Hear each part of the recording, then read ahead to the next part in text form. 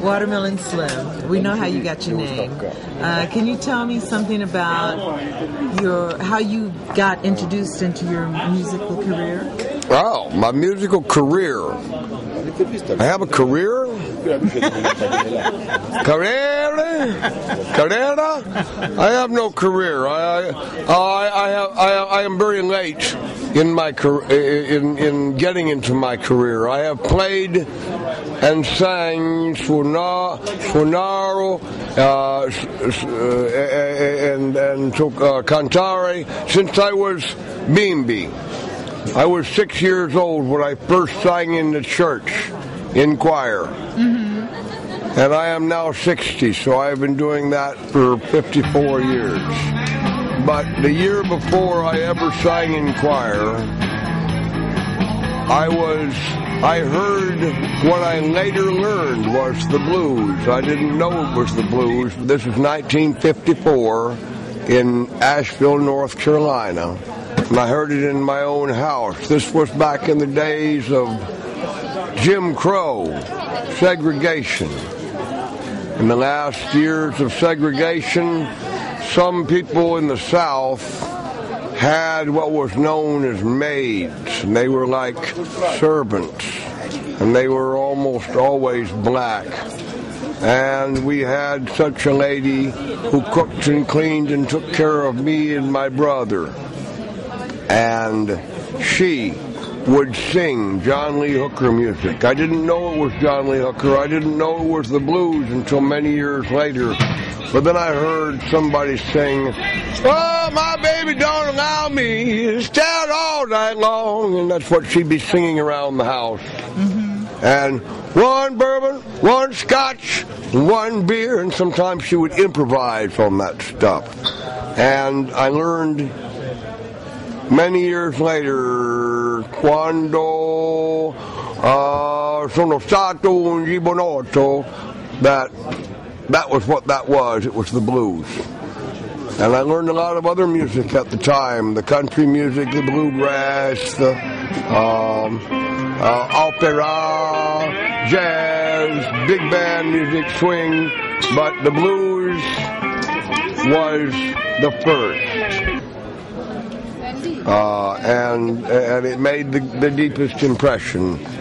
Later, I actually had a career on this stuff.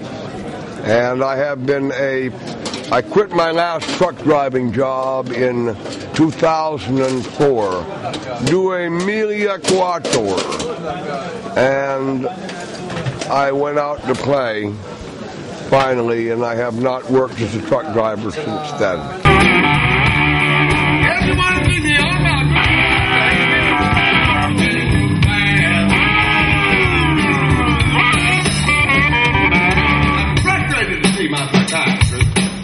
I'm too toothless to chew. Too far down to ever get even. I'm too hard up to make a whoopee. Hard time.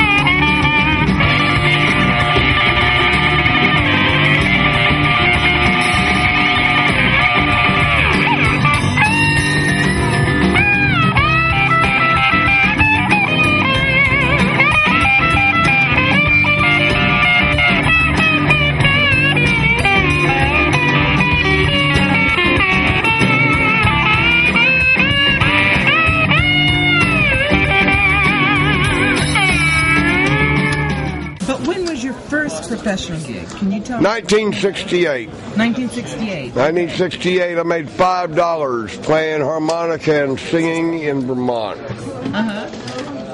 In less than a year, I was in Vietnam. I was a stupid kid. I began to think and become a man when I was in Vietnam. I also started to play guitar in Vietnam. Okay. The Vietnamese experience. There were a couple of songs that you would call protest songs, but mostly what it was singing from the point of view of American veterani and from the point of view of the Vietnamese themselves. That is how I conceived the album Merry Air Brakes, which I made in 1972 and 73.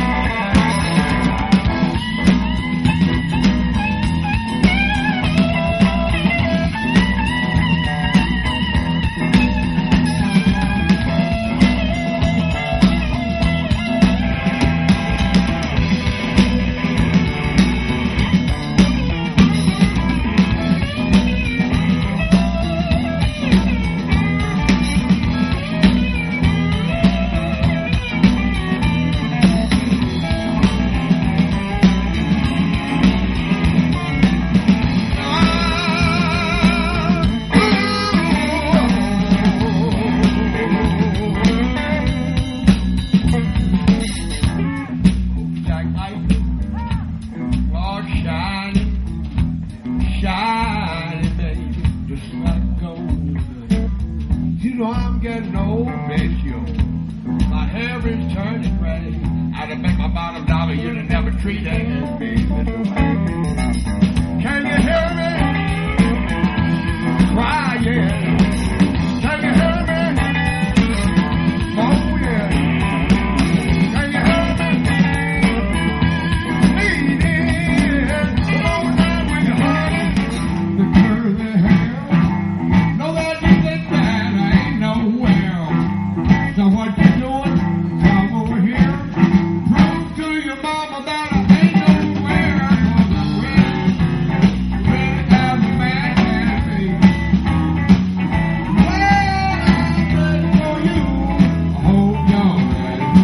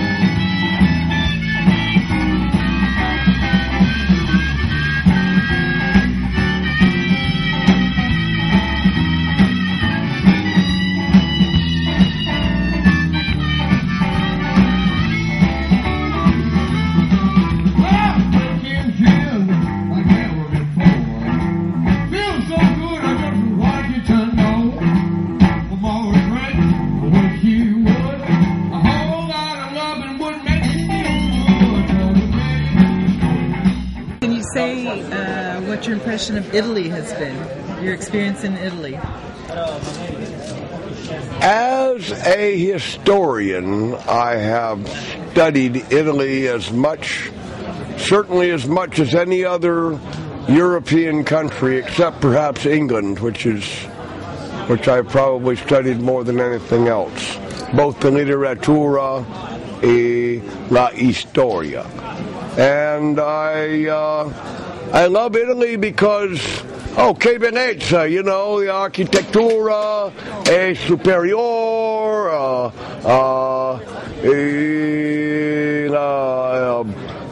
the food is great, the people are warm, parlano di cuore, and I just love this place. All right. Can you give a shout out to the Trasimeno Blues Festival? You have molto grazie per il tua ospitalità, Trasimeno Blues. All right. Thank you very much, Mr. Watermelon Slim. Yeah. Molto grazie tutti.